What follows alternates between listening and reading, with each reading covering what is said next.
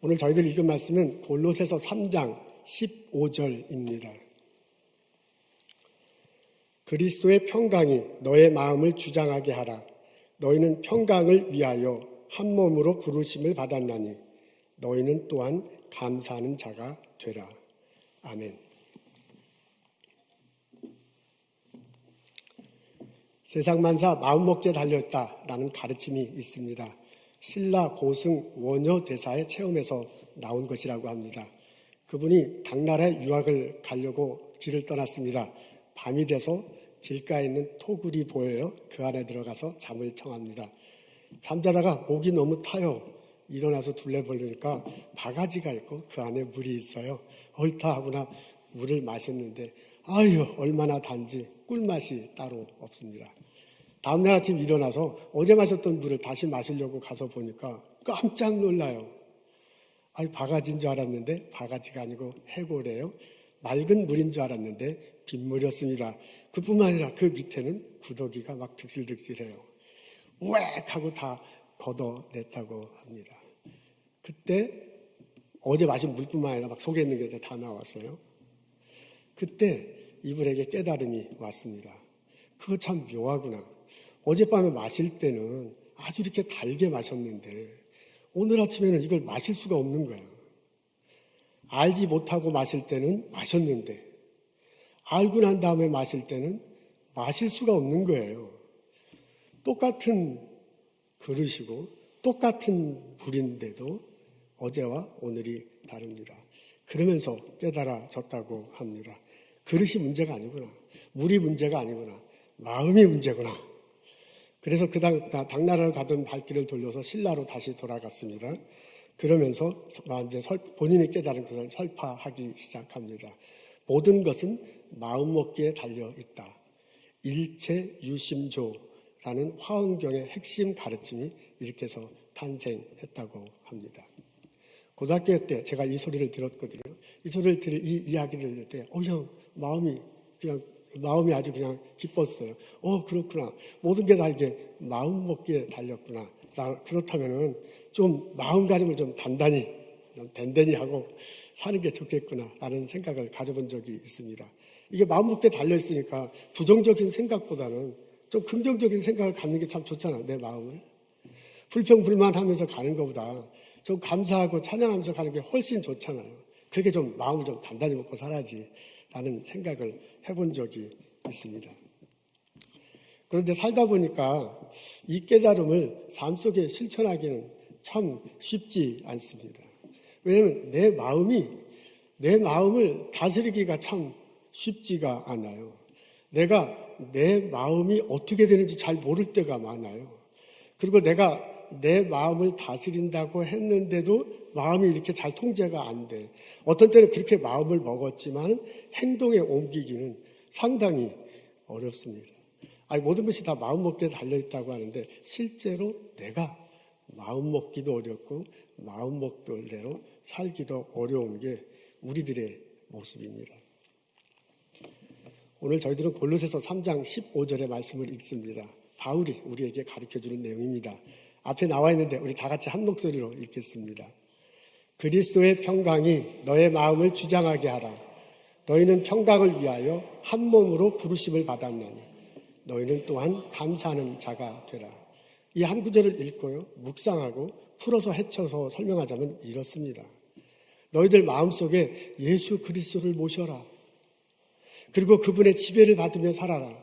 그러면 마음의 평안이 이끌 것이고 깃들 것이고 삶에 감사가 넘칠 것이다. 라고 가르쳐주는 내용을 들을 수 있습니다. 마음은 생각과 감정과 의지로 연결되어 있으면서 활동하는 그 어떤 공간입니다. 우리 눈에 보이지 않지만 분명히 있는 그런 가상공간 비슷합니다. 마음은 생각과 연결되어 있습니다. 우리 가끔 이렇게 보통 말할 때, 마음 먹은 대로 우리 가끔 얘기할 때, 마음대로 안 돼 라고 이렇게 얘기하잖아요. 그때 뉘앙스가 내 생각대로 안 돼 라고 할 때 그 마음대로 안 돼 하거든요. 마음은 생각과 연결되어 있습니다. 우리 가끔 이렇게 말을 할 때, 일상생활 할 때, 이렇게 나도 모르게 마음이 움직여. 나도 모르게 이렇게 마음이 가. 라고 그렇게 표현합니다. 그 말은 뭐냐면 내 안에 있는 감정이 이렇게 움직이는 거거든요. 마음은 감정과 연결되어 있습니다. 우리들 일상생활할 때 마음 먹기에 달려있어. 마음 먹은 대로 행동하게 돼. 라고 그렇게 말합니다. 그 말은 행동하게 하는 것이 우리 속에 있는 의지잖아요. 그러니까 마음은 의지와 연결되어 있습니다. 우리가 일상생활에 말하는 것들로부터 이렇게 곰곰이 생각해보면 마음이라는 이런 가상 공간은 생각과 감정과 의지로 구성되어 있어요. 근데 사도 바울이 뭐냐면 그 마음 속에 예수 그리스도를 모시고 예수 그리스도가 지배하도록 하라 라고 그렇게 말하고 있습니다. 우리가 읽은 번역에는 주장하게 하라 이렇게 나와 있는데요. 새 번역에 보니까 지배하게 하라 라고 되어 있습니다. 이 마음이 비워져 있는 상태가 아니네요. 마음이 이렇게 넉넉하게 채워져 있는 상태 정도가 아니에요. 마음 속에 있는 어떤 것이 나를 주장하게 하라, 나를 지배하게 하라 라고 그렇게 알려주고 있습니다. 예수 그리스도가 내 안에 들어와서요, 내 마음을 지배해야 돼. 내 생각이 예수님의 생각이 돼야 돼. 내 감정이 예수님의 감정이 돼야 돼. 내 의지가 예수님과 연결되어 있어야 돼. 그래서 내 마음을 지배하도록 하라 라고 그렇게 권면하고 있습니다. 내 마음의 입장에서 보면은 내 마음대로 하는 게 아니야. 내 마음의 입장에서 보면 내 안에 들어온 예수님, 그분의 생각대로, 그분의 감정대로, 그분의 의지대로 하는 것이 좋겠다라고 바울이 가르쳐주고 있습니다. 그럴 때 여러분의 삶 속에 평안이 깃들 것입니다. 그럴 때 여러분 삶 속에 감사가 넘치게 될 것입니다. 라고 알려주고 있습니다. 이 가르침이 우리들 삶 속에 실천되기를 주님의 이름으로 소원합니다. 아멘. 요즘 저희들은 우리 마음 다스리기가 참 쉽지 않습니다. 그냥 평상시에도 마음 다스리기는 생각보다 상당히 어려운데요. 코로나 사태를 지나면서 더욱더 어려워지고 있습니다. 자, 노래, 가사 듣는 들으면 내 마음 나도 모르게 그냥 어떻게 우왕좌왕할 때가 참 많이 있습니다. 그냥 우리들이 만든 말이지만은 코로나 블루라는 단어가 있어요. 코로나 사태를 지나면서 자기도 모르게 우울해지는 거야. 자기도 모르게 불안해지는 거야. 근데 그게 이제 계속 될 때, 그런 상태가 될 때, 그런 상태를 가리켜서 코로나 블루에 걸렸다라고 그렇게 말을 합니다. 우리 알게 모르게 많은 사람이 코로나 블루에 젖어 있다고 하네요. 이것이 깊어지면 코로나 레드의 단계가 된대요. 이게 이렇게 점점 깊어지고 이게 오래 가다 보니까 레드 단계가 되는데 자기 감정을 자기가 통제하기가 참 어려워. 전혀 그럴 일이 아닌데도 퍼럭 성질이 나고요. 전혀 그럴 필요가 있는데 분노가 막 폭발을 해서 막 집어던지고 이런 수준이 됩니다.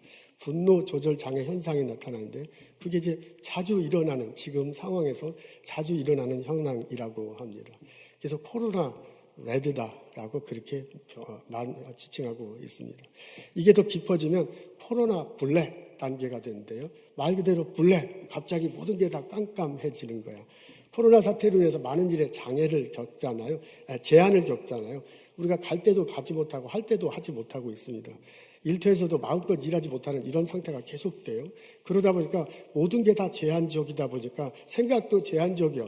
미래에 대한 소망도 없어. 어느 날 갑자기 직장을 잃을 수도 있어. 그러면 앞이 캄캄해져요. 말 그대로 정말 그렇잖아요. 블랙 상태가 되는 거야. 막 불이 꺼져 버리는 거예요. 그래서 난 더 이상 살지 못하겠다 하고 운명을 달리하는 일이 간혹 벌어진다고 합니다. 우리는 참 어려운 시기에 살고 있어요. 마음 다스리기는 정말 어려운데 이 상황이 우리로 하여금 더욱더 어렵게 만들고 있습니다. 이런 상황에 닿는 우리들에게, 이런 마음을 가지고 있는 우리들에게 사도 바울이 말씀해 주시고 있습니다. 여러분 마음을 그리스도를 모십시오. 여러분 마음속에 그리스도가 주장하게 하십시오. 그때 마음에 평안이 깃들 것이고 삶 속에 감사가 넘치게 될 것입니다. 이 사도 바울의 권면이, 이 사도 바울의 권면대로 사는 삶이 우리들 삶 속에 있어지기를 주님의 이름으로 소원하고 기도합니다. 아멘. 우리가 예수님을 내 마음에 모시는 방법은 분명합니다. 예수를 그리스도로 믿고 마음에 믿는 것입니다. 예수를 그리스도로 모실 때 예수님이 성령의 모습으로 내 안에 들어와 계십니다. 우리가 예수님에 대해서 생각할 수 있습니다. 성경을 읽으면서 많은 정보를 얻잖아요. 성경 공부에 참석하면서 많은 것을 배울 수 있어요. 그런 것들을 자꾸 생각하는 거야. 그럼 마음이 이제 움직여요. 우리가 예수님을 생각할 때 느껴지는 감정이 있어요. 그분이 나를 위해서 돌아가셨다니, 그분이 내 죄를 용서하셨다니 하면서 느껴지는 감정이 있어요. 그래서 생각할 때 느껴지는 그 감정에 따라가는 마음이 움직이는 거예요. 우리는 예수님이 여러 가지 삶의 예수님을 따르면서 해야 할 많은 것들을 가르쳐주고 있습니다. 그것을 듣는 것뿐만 아니라 실제로 삶 속에 사는 거야. 실제로 행동을 하는 거예요. 행동을 한다는 건 내 의지가 막 이렇게 움직이는 거거든요. 그러니까 그렇게 하다 보면 내 마음이 움직여요. 그렇게 하다 보면 내 마음이 활동을 해요. 그것이 지나다가 보면 어느 날 마음속으로 다가오는 게 있어. 어느 날 마음속에 이렇게 꽉 차오는 게 있어요. 그러면서 깨달아져요. 아, 저 일이 다른 사람이 말하는 그 일이 그 사람 말의 일이 아니라 내 일이구나. 성경에서 가리키는 것이 성경에 있는 내용이 아니라 그냥 글자가 아니라 나에 관한 것이라고 느껴질 때가 있습니다. 예수님이 돌아가신 것이 내 죄를 위하심이구나. 십자가 달시고 부활하심을 통해서 내가 용서받고 내가 새로워졌다는 것이 그것이 나를 위한 것이다라고 느껴지고 고백하는 순간이 와요. 그렇게 될 때 내가 점점 더 예수님을 생각하죠. 점점 깊어지고 넓어지잖아요. 그렇게 되면서 십자가 달리신 예수님을 생각할 때보다 마음에 느껴지는 게 있잖아요. 그러면서 내가 그 가르침대로 살고 싶어하는 그런 의지가 생기잖아요. 그러면서 예수님이 내 안에 들어와서 예수님이 나와 함께 하십니다. 여러분, 이 과정이, 이 체험이 우리들에게 있기를 주님의 이름으로 소원합니다. 예수님을 내 마음속에 지배하게 하는 방법도 분명합니다. 내가 예수님을 주인 삼고, 내 안에 계신 예수님을 주인 삼고 그 예수님에게 기도하며 살아가는 겁니다.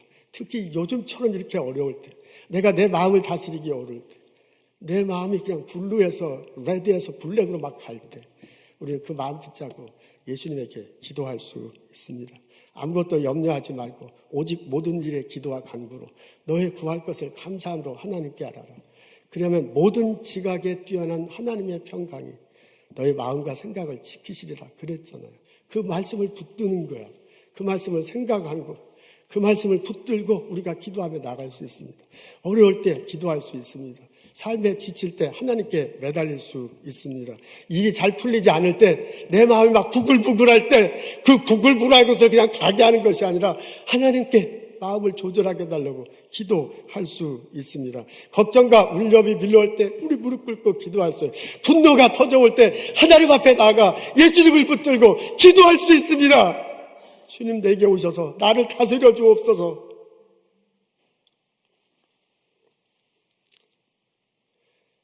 이 과정을 지나면서 주님이 내게 오심을 체험하고 주님이 내게 주시는 평강을 맛보고 주와 더불어 감사하며 살아가는 나와 여러분 되시기를 주님의 이름으로 축원합니다.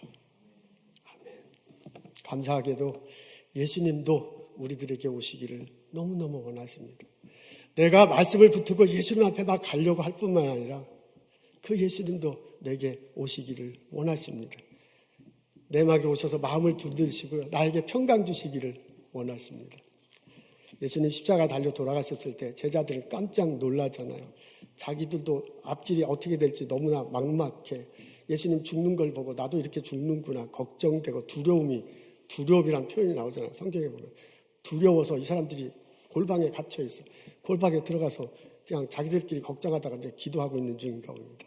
부활하신 예수님이 그 방에 나타나시잖아요. 그리고 제자들에게 첫 번째 한 말이 뭔지 아시죠, 여러분? 너희들 평강하냐? 라고 그렇게 예수님이 물어보십니다. 부활하신 예수님이 제자들을 만났을 때 처음 한 말이 평강하냐? 내가 너희들에게 평강을 준다라고 그렇게 말씀하셨습니다. 그 예수님이 나에게 찾아오십니다. 그 예수님이 나에게 문을 두드리면서 나에게 말씀하십니다. 내가 너희에게 평강을 주노라. 내가 너희에게 주는 평강은 세상이 주는 것과 같지 않다. 너희는 마음에 근심하지 말고 두려워하지 말고. 우리가 고백하는 예수님이 그렇게 내게 말씀하세요. 여러분, 내 마음의 창문을 활짝 여십시오.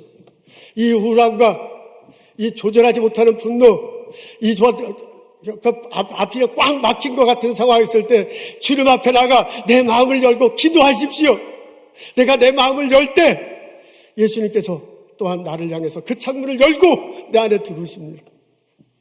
근데 시간이 지나면 알겠는데 처음에는 내가 내 마음을 연 것 같은데, 그리고 예수님이 오신 것 같은데, 시간이 지나고 알고 보면 예수님이 먼저 오셔서 내 창문을 열어놓고 내 안에 있는 내 창문을 열길 기다리고 계심을 느낄 수가 있어요. 내가 내 마음에 열고 예수님이 주시는 평안을 받기를 원합니다. 예수님은 나를 사랑하십니다. 예수님은 나에게 평강을 주시길 원하십니다. 예수님은 나와 함께 더불어 감사하며 이 세상을 살아가기를 원하십니다. 그 예수님의 소망, 그 예수님의 열정, 예수님의 마음을 받아들이는 나와 여러분 되시기를 소원합니다. 우리 어려웠을 때 예수님께 나가 기도할 수 있어요. 예수님 내 마음을 다스려 주옵소서.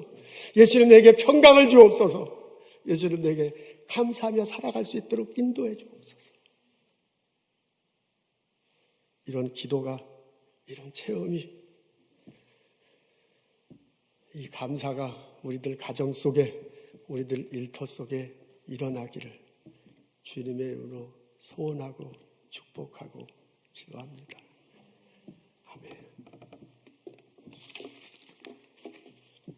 토마스 도로세이라는 분이 계십니다. 이분은 작곡가이고 가수였습니다.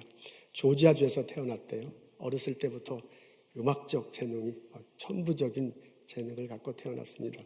어렸을 때는 부모님 따라 열심히 교회 다녔는데 청소년이 되면서 교회 가는 걸 때려쳤습니다. 이 피아노를 너무 잘 쳐가지고요. 여기저기 부르는 데가 참 많아요. 저 토요일날 금요일날 파티한다고 와서 피아노 쳐달라 그래. 술집 바에서 재즈 피아노 쳐달라 그래. 그래서 가서 쳐주면 막 돈이 솔솔차게 들어오는 거예요.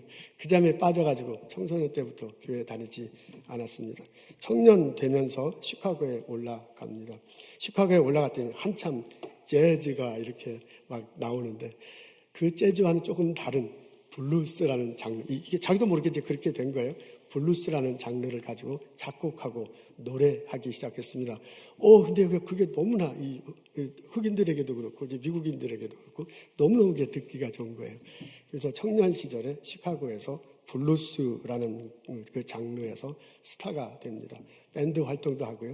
여기저기 아주 잘 불려 다닙니다. 1925년 네티 하퍼라는 이제 여자분을 만나요. 그분과 결혼합니다. 이분이 아주 독실한 크리스찬이었대요. 그래서 부인에 이끌려서 할 수 없이 교회에 갑니다. 필그림 배프티스트 처치에 출석하기 시작했습니다.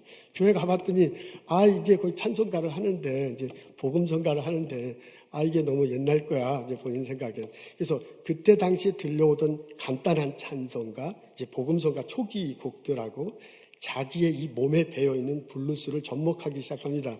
그래서 작곡하고 노래를 이제 가스펠 초기 단계인데 가스펠을 부르니까 너무너무 좋아하는 거예요. 그래서 흑인 크리스찬들 사이에 영웅으로 떠올랐습니다. 1932년 잘 나가던 그의 삶에 큰 걸림돌이 튀어나옵니다. 세인 루이스의 집회가 있어서 가서 이제 작곡한 거지, 노래하고 찬양 집회를 하는데 전부가 왔어요. 아내가 위험하답니다. 임신을 해서 아기를 낳게 됐는데 그 아기를 낳는 과정에서 이제 위험하다는 소식을 듣습니다. 그래서 막 집회하다 말고 부랴부랴 시카고로 돌아갔어요. 병원에 갔더니 아내는 벌써 돌아가셨습니다. 아기는 그때까지 살아 있었는데 그날 밤을 넘기지 못합니다. 자기 아내와 첫 번째 아기를 같은 관 속에 묻었대요. 그러고 나서 돌아오는데 깊은 좌절과 전망이 다가옵니다. 감당할 수 없는 슬픔이 풍랑처럼 다가왔습니다. 캄캄한 밤에 자기 혼자 내팽개치는 듯한 그런 느낌입니다. 하나님이 나를 버리셨다. 아니, 버린 정도가 아니라 하나님이 계시다면 어떻게 나에게 이런 일이 벌어지는가? 도저히 믿을 수 없었습니다. 더 이상 교회 가지 않겠다. 더 이상 가스펠을 작곡하지도 않고 부르지도 않겠다. 울고불고 난리를 칩니다. 근데 이게 막 점점 깊어지니까 주변에 있던 사람이 어떻게 감당이 안 돼요. 그래서 나중에는 정신병원에 gat혀서 입원하게 됩니다. 그렇게 몇 달이 지났습니다. 친구가 찾아와요. 같은 복음성가 가수였고 이렇게 같은 교회 다녔던 테오도로 프레시가 찾아옵니다. 와서 의사에게 부탁을 해가지고 외출 허가를 받아요. 그러면서 이 토마스 씨를 데리고 가죠. 병원에서 잠시 외출을 하는데 자기 음악 그 작업실에 스튜디오에 데리고 갑니다. 그러니까 그 스튜디오 토마스도 뭐 여러 번 와봤어요. 그러니까 뭐 다 알고 있는 익숙한 장소. 근데 그 스튜디오 데리고 와서 피아노 앞에 앉혀요. 그러면 예전에는 이 딱 들어보면 피아노 있으면 막 탕탕탕탕 막 피아노를 치고 난리를 칠 텐데 피아노 앞에 앉혔는데 피아노를 치질 못하는 거예요. 그리고 막 이렇게 눌려가지고 이렇게 피아노 건반만을 바라보고 있습니다. 근데 이 친구가요, 그 피아노 앞에 앉혀놓고 본인은 뒤편에 앉아서 기도하며 기다리고 있었다고 합니다. 그렇게 몇 시간이 지났어요.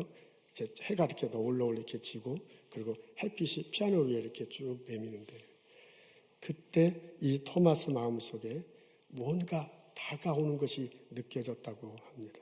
그래서 그 다가옴에 이끌려서 건반 위에 이렇게 손을 얹는데 건반 이제 손이 이제 바르르 이렇게 떨리지요. 그리고 그 건반을 터치하는데 말할 수 없는 평안이 자기에게 이렇게 와. 그러면서 잃은 아내를 생각하고 아이를 생각하고 이 내 집 정신병원에 갇혀 있는 내 처지가 이게 뭔가 하고 너무너무 이제 괴로운 한편 속에 왠지 모르는 감사가 이렇게 나오더래요. 그 괴로워서 헤매는 내 마음속에 누군가를 잡고 있는 것 같더래요. 그래서 피아노 건반에 손을 대고 막 펑펑펑 웁니다. 그 울 때 누군가가 와서 자신을 감싸는 것처럼 느꼈다. 그것이 꼭 예수님 품 같았다라고 그렇게 회상합니다. 그 순간에 떠오르는 멜로디가 있어요. 그래서 그 멜로디를 따라서 피아노를 치면서 기도하듯 읊조렸습니다. 주님이여 이 손을 꼭 잡고 가소서. 약하고 피곤한 이 몸 폭풍의 흑암 속 빛으로 해치사 손잡고 날 인도하소서. 인생이 험하고 고난이 겹칠 때에 주님여 날 인도하소서.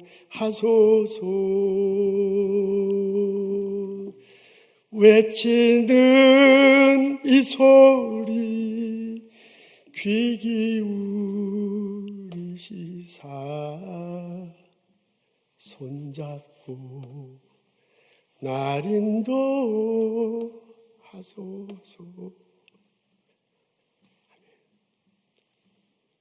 퇴원했습니다. 아내가 그렇게 좋아하던 교회에 다시 돌아갔습니다. 성가대에 합류했어요. 그리고 복음성가와 재즈가 결합된 지금 제가 부른 것과 같은 이런 풍의 복음성가를 1000여 편 만들었다고 합니다. 그렇게 작곡하고 노래하고 하나님께 영광 돌렸습니다. 93세에 이분 돌아가셨는데 가스펠의 아버지다라고 그렇게 그런 호칭을 듣고 있습니다. 내 마음에 임하신 예수님, 그 예수님께 나 자신을 맡길 때, 그 예수님이 나를 주장할 때 내 마음의 평강이, 내 삶의 기쁨이, 감사가 넘치게 됩니다. 기도하겠습니다. 하나님, 이 시기 지나면서 고통, 우울하고 힘들어하는 형제자매들, 내 마음 어떻게 할 수 없어서 터져나오는 분노에 좌절하는 형제자매들, 그냥 앞이 캄캄해서 무엇을 해야 될지 몰라 두려움에 떨고 있는 형제자매들 위로하옵소서. 하나님이 함께 가셔서 그 마음을 터치해 주시고 하나님이 함께 하셔서 그 등을 두들겨 주시고 하나님 함께 하셔서 포근히 앉아 주옵소서. 주님이여 이 손을 꼭 잡고 가소서라는 그 기도가 폭풍의 흑암 속 빛으로 헤쳐달라는 그 간절한 외침이 우리 형제와 우리 자매의 기도와 외침과 찬양이 되게 하옵소서. 주께 주시는 평안이, 주께 주시는 감사가 우리들 삶 속에 넘쳐나도록 인도하여 주옵소서. 예수님 감사합니다. 예수님 이름으로 기도합니다.